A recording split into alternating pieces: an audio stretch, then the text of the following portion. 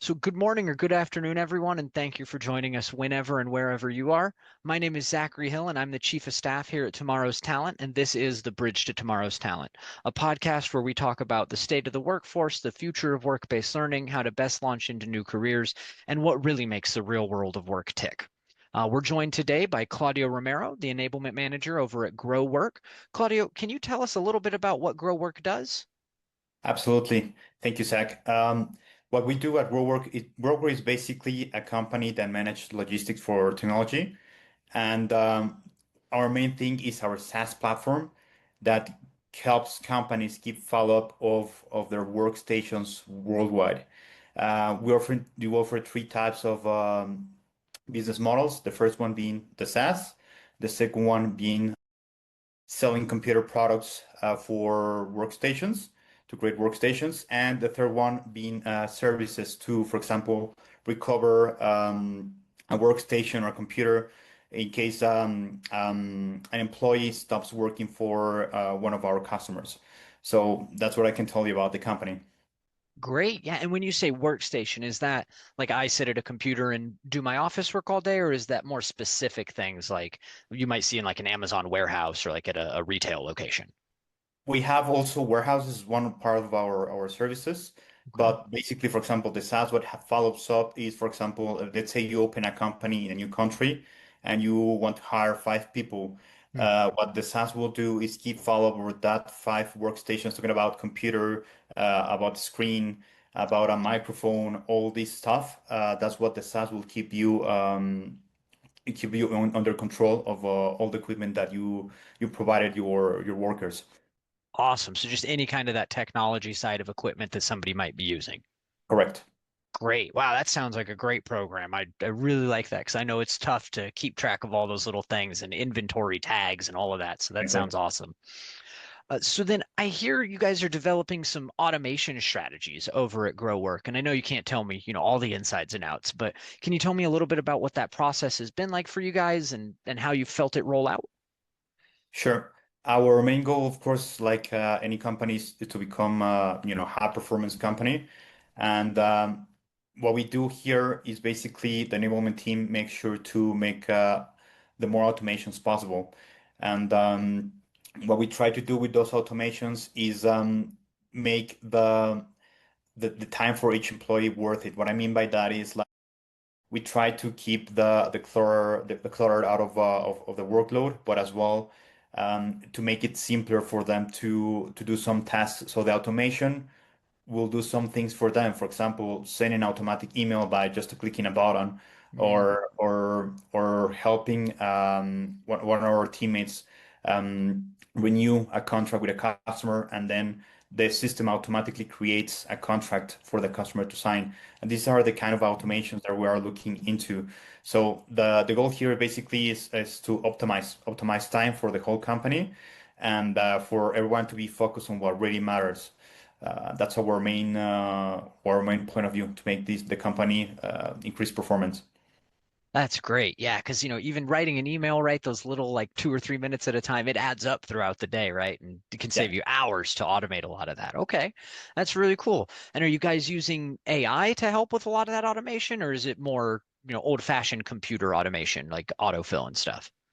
Yes, we're using AI. We're using, for example, AI for our chatbot, our internal chatbot for to answer specific questions about how the platform works for the customers. But Mm, also strategically inside, we use it. For example, we use Bridge technology for created by Hotspot. That basically what it does, you give it a prompt, and then it gives you a solution. For example, to find a specific information or to CR inside the CRM or to enrich information. So we're getting a lot into that to tackle something that used to be managed manually, and now they're automated. very cool, very cool. And tell me, what specifically do you do? And I mean, maybe not specifically, right? But what is it that you do as an enablement manager? What does that entail? That entails, for example, myself in specific, I'm focused on CRM, so customer relationship management. Okay. Um, but what I do, for example, is connect all departments inside the CRM. What that means is what we want to avoid in between departments working together is creating silos. So Mm, not knowing what each department is doing, but also when each department needs to collaborate because they have, for example, the customer has an issue or we have a new onboarding from a new customer, they need to collaborate, and we have to make sure that collaboration is effective. And what I do is basically I connect the dots together with the enablement team itself, where our main goal is to make the process itself more efficient throughout the customer journey. okay. Great, great. No, that sounds good. So you're connecting dots, making sure that other people can work together and making sure it all flows. There's no log jams. That sounds very, very important. Yeah. Yeah. So then how did you get your start in this work? I mean, how'd you go? What's your journey look like from high school or college to being an enablement manager today? Sure. First of all, I studied industrial design, which might seem far off from managing technology. But when I studied industrial design, I took like the soft skills from it, for example, design thinking.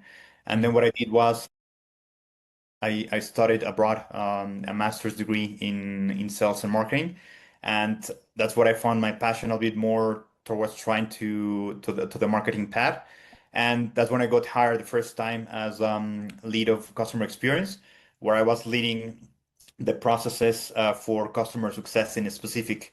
And but with that job, I started learning how the CRM works, customer relation management, and I started applying marketing, but for retention and for the customer making upsells and upgrades. So once they're already your customer, how can I sell more to the customer? So to increase the revenue of the company, but also how can I make strategies so the customer lifetime it's longer, So the main strategy there is to try to keep the customer as much as possible so we can have more revenue. And that took me to another job later as a sales operations, also talking about technology. I started in that company as a sales tech stack manager. It's a mouthful. Um, so then I switched to marketing, and I was managing 16 small brands for a company, so for an umbrella company, and that helped me understand a lot of marketing. And finally, I got this job at GroWrk as enablement because I had this view of how sales work, how customer success work, and how marketing work. And that's when I started connecting the dots in between departments, and that's how my experience took me to start using technology as well and AI for creating automations. okay, great. So it's like that really broad scope of experience that you were Yeah, bringing let you be the connector between all those different areas. exactly. Very cool. Very cool. And then along the way, did you have, mentors who helped you or anybody who kind of helped you switch from one task to another as you were learning these new roles that you were filling? How did that look for you? Yes, exactly. For example, I when I started learning this thing about CRM technology and so I really didn't know a thing. So I have mentors. Specifically, one of them was a friend from Italy. He's a great CRM manager. Right now, he's the head of customer success in Italy in a company in Italy. Um, I learned a lot from looking how he developed his work, and that means, for example, of course, I did have meetings where I asked him, "Hey, how do you develop this project as well?"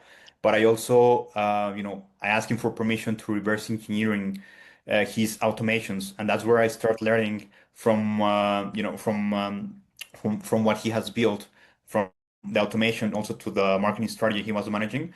I reverse engineered that, and from them I started doing my own trial, but I learned by trying and making a lot of errors, and then from that I developed the skills with this technology.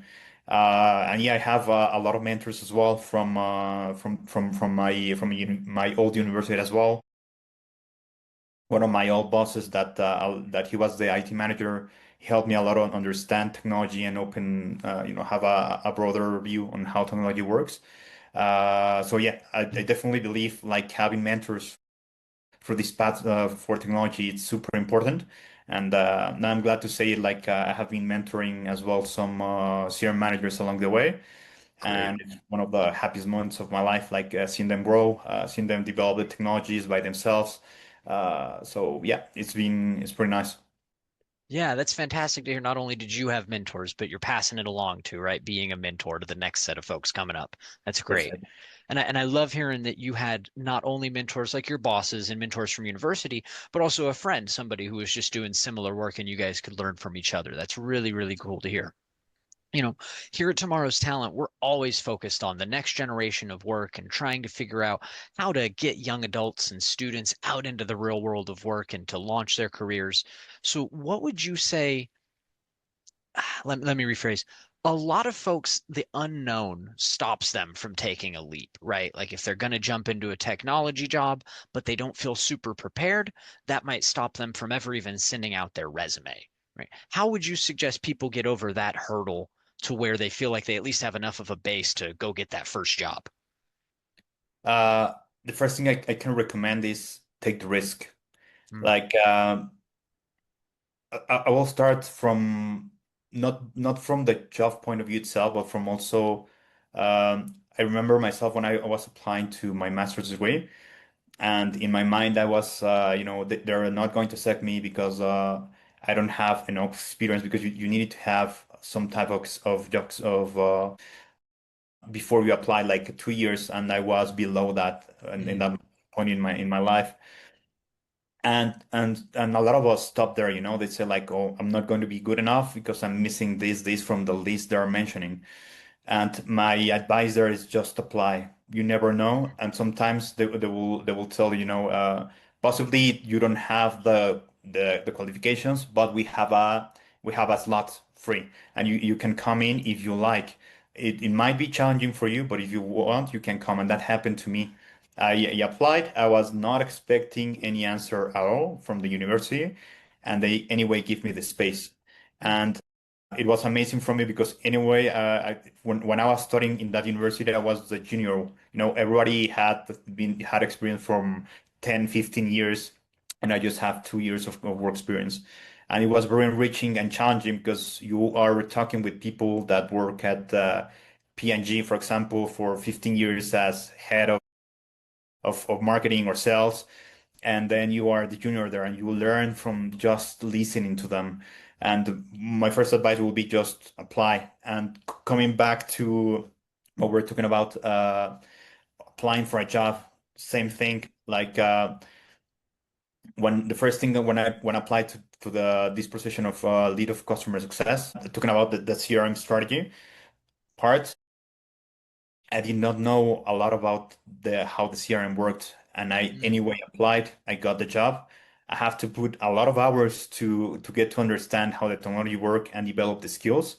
But once you are there, you find a way to make things work. You just have to push yourself. So I would say the first thing is, apply. The second thing is always keep up with emerging technologies. In mm, the past, the emerging technology was internet. Sorry, the first technology was, computers, learning how to use a computer. Later was how to use the internet. The next one was the next jump was social networks, how to use social networks, for example, for creating engagement with customers, and then for you to sell a product, for example. And then this last one, I would say it's AI. Now you have to learn AI as you learn how to use the internet or learn how to use Excel is the next one. So at some point, any company you worked on was asking you for a minimum knowledge of Excel, for example.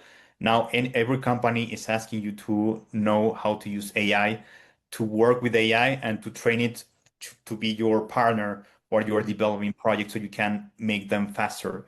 So I would say those two, like try, anyway, apply, don't be afraid. If they don't accept you, probably you will feel hurt a little bit. You will feel like a couple of no's, like no, no, no, but eventually someone will open that door for you. And the second rule will be like always keep up with emerging technologies. Okay, okay, great. Yeah, I love that. Put yourself out there, take the risk, and keep up, right? Keep learning, be hungry for new knowledge, and stay on top of those new skills. I think that's great Exactly. advice for folks. With that in mind, what do you think is one of the biggest stumbling blocks for people when they're just getting into either a technology or a marketing-based career? I would say I would say keeping up. Like for example, I can tell, of course, each new technology you try to understand how it works. Talking about AI, on trying to understand how can I do a prompt good enough so the AI can answer me exactly what I needed to answer. Hmm. But what is more complex and that wasn't so much like 20 years ago was keeping up. What I mean by that is, for example, let's say you go to a course and you want to learn how Google Ads work, correct?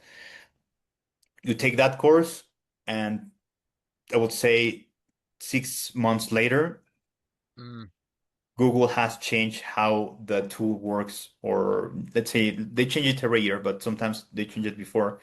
And what you have learned now it's obsolete. You have to relearn again.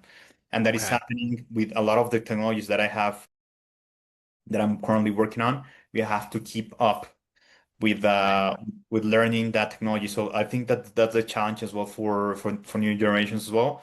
Because it's like, hey, I have to learn this and then I have to keep up and then take another course and another one and another one.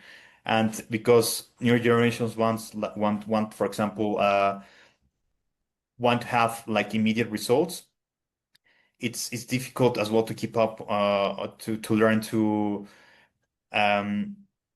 to learn to always be humble on your knowledge. Like Mm. your knowledge, it's good today, but tomorrow might become obsolete. And that's what's happening today with technology, and that's something we have to learn to live with, unfortunately. Yeah, I mean, AI is a great example of that, right? It feels like every week they put out some new AI update or one of the things changes their model version, right? It's always evolving and adapting. So, okay, so staying on top of stuff, making sure that you never, and I like what you said about being humble, right? That you never feel like you've got it because it's always changing and evolving. Yes. Very cool.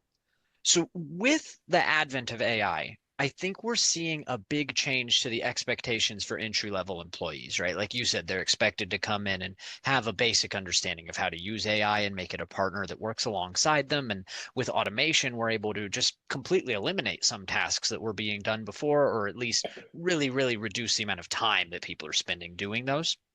Do you still feel that in the space you work in your industry that there's a good spot for new applicants, new entries, 18-year-olds coming fresh out of high school or fresh college graduates to join that part of the workforce? Yes, absolutely. I think there's still a big room for them as soon as you already come with these let's say not experience itself, but I will say this, like there are two types of experience. One, it's what they will ask you in your resume, correct? The Mm. experience that you have to tell, like, I worked in this place for this amount of time. But when you come into a company the first time, you also come with other experience. I remember one of the biggest advice that they gave to me when I was creating my resume the first time is like you already come with experience. The difference is how you sell that experience. What I mean by that is like the first time you create your resume, possibly you cannot tell, I work in this company before, but you already had experience because in university you have to do projects and you Mm. have to add that as work experience. And at this point, for example, I'm sure a lot of universities right now are working with students together with AI, and you can add that as an experience in your resume. I work with AI developing this project, and it's an experience. It was a 6, 7 months project in school, but this is the result, and this is what we developed, and that's what they want to see. How much time of experience do you have, and what are the results? I created A, I created B, and they give me these results, and that will help them a lot push through the first time they are looking for a job for sure. That's great. So they need to be using all of their experience, not thinking specifically about job roles, but even if they're in university or high school and they're doing stuff like that, they can use that in there. What do you Yes. think the role of things like internships and apprenticeships and work-based learning plays in giving people their start? I think they play a really, really important role, specifically because in those jobs, your main objective is to learn, and also it gives you an opportunity to understand if that's what you want to do, Mm. for your first work experience, and it gives you a clue. where you want to go. Because, for example, it happens to all of us after graduation, I think. You study one thing and you invested, 4, 5 years in university, and at some point you start to wonder, is this really what I like, or is there something else?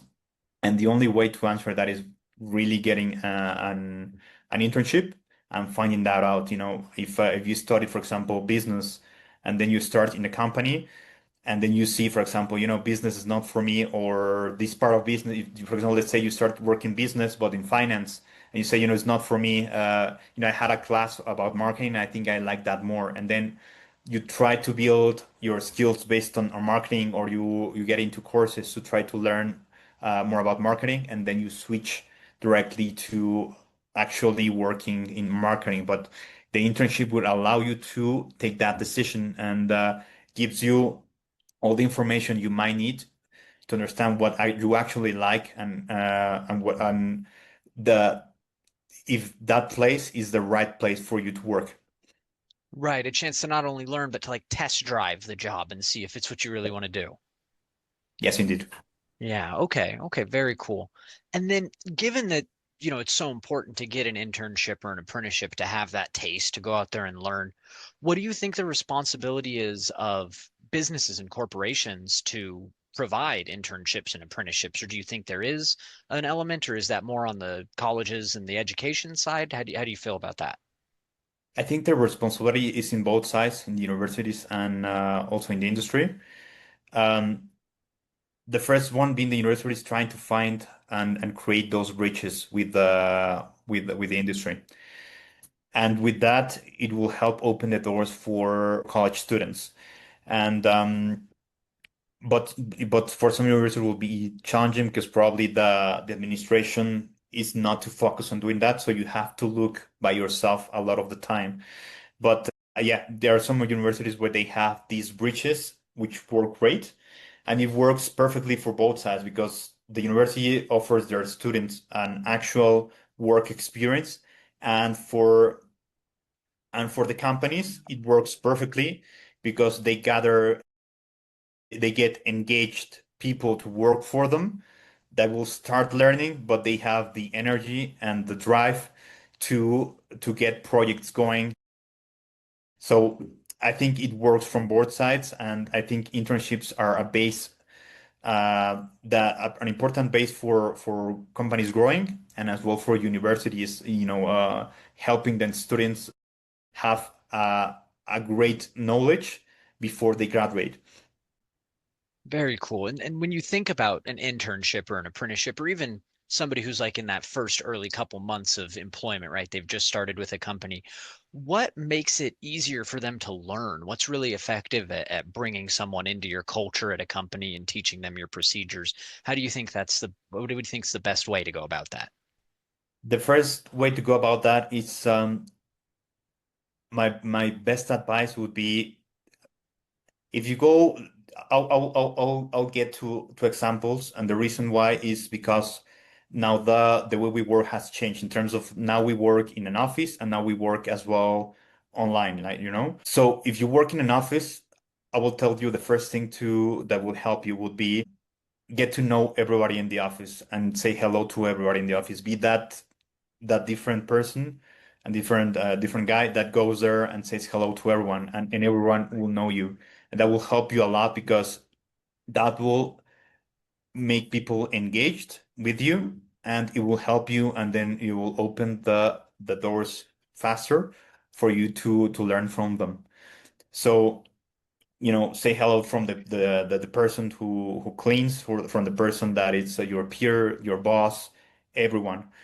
And that will help you a lot, in terms of they wanted to actually help you, and that's one of the things that I want to share as well. A lot of the people I work with helped me a lot when I have struggled and I didn't know what I was actually doing, and they saved me a ton of times, as you have no idea. And even though, for example, I can tell you, like, working remote, it's challenging. Sometimes just go to those meetings that people operations do, where they gather some people from the office and then just do games or try to grad someone or try to have a couple of minutes talking about a different topic with a colleague from your team, and that will help you a lot push through. So people want to also show you how the company works. So if they see you are struggling, they actually want to help you because they like you. So I will say, make people like you in the company and make friends along the way as well. And that will for sure make an easy path when you are starting for the first month or the first day. So first thing, go to the office, first day, say hello to everyone. So this is a new guy, and you say hello to everyone, and then eventually in the first month, everybody will remember your name, and everybody will, want to start working with you. So that's what I would recommend. That makes, build relationships, go out there and get to Exactly. know folks. And that's how you get those mentors for later in life, right? You have to have those relationships with folks. Yes, build relationships for sure. It's one, I would say it makes 60% of the work every time. Okay. Okay. That I think that's good advice that especially a lot of young folks need to hear, right? With the all the different digital forms of communication we have, sometimes we forget to go shake a hand and say hi and talk about Yes. something that doesn't work for a minute. Yeah. Yeah. Great. So then are you guys doing anything at GroWrk, like hosting apprentices or having interns or reaching out to like the education system and doing anything like that to build folks up? For the moment, no. I don't know that we're building a similar product to that. Possibly it's in management head. We Right. we we had internships in the past, but not like let's say there is not a specific project built together with universities Right. to have internships. But we had internships in the past for sure. Okay, but nothing formalized right now. Okay, Yeah. great. Well, then, Claudio, thank you so much for joining us today and sharing what you did. I just want to ask, is there any advice that you would leave, new folks trying to get out into this career? Or on the other side, would you give any advice to employers and other business leaders who are trying to reach down to that younger generation, right, and get their new talent in the door? Any advice you have for them? Sure. For the young generation, my last advice is what I said before, which is um, always try, even though you feel like you're going to fail. Like just try. Just try until you find your path, and that will be my greatest advice. Get up and try. And apply. In this case, try and apply. Uh, and for the industry, what I would say is like they have to get closer to universities because at some point, um, I think one of the biggest challenges for a company is to, even though you're hiring senior people or people who have worked a lot of years in the industry, is that when a new person comes in, they do not know what the company is doing. And one of the things that happens a lot in the industry is like um, it's easier to build someone from scratch. What I mean is like, for example, you have an internship program, and what happens is you start building and molding up that person so they can understand how your industry works. And at some point, you give them a work path, in terms of a career path, sorry.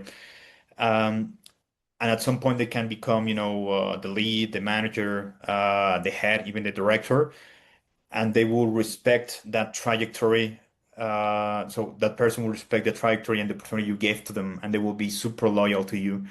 And this means that you won't waste a lot of performance and time while trying to find the next new person, the next new person. So I've seen that, for example, I think PANG has a lot of internship programs, and they think they do this a lot. They take students when they're still in the university, they give them an internship, and they develop their career path until they become the right strategic person because they know the company from the bottom to the top, and that helps them perform very well against other companies that are just like, hiring the best next profile. Right. Yeah, that institutional knowledge, that little base of understanding can help you because it helps you make connections and make opportunities that otherwise you might miss. Okay. Yeah, so my advice basically to the industry will be get closer to universities and students as well, and give them the opportunity to work with you and set them a career path that will be good for the student, and the university will be super helpful for their growth for sure. Right. Absolutely. Yeah. Get them early and really make them yours. That sounds like good advice. Well, Yes. Claudio, thank you so much for what you had to share today. It really was insightful, and I think I learned a lot. I hope that everybody watching learned a lot from what you had to share too.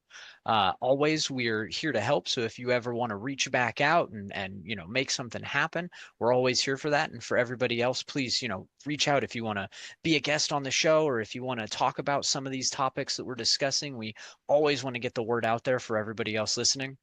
If you are watching us on YouTube, please leave a comment, hit the like button, subscribe for us because that really helps the podcast get out to more folks. And if you're listening just on audio only, leaving a comment or favoriting the episode can really go a long way towards making sure that other people hear what we have to share here. I want to thank everybody for coming and thank you so much, Claudio, for speaking with us today. We appreciate you being here and we hope to see you next time on the Bridge to Tomorrow's Talent.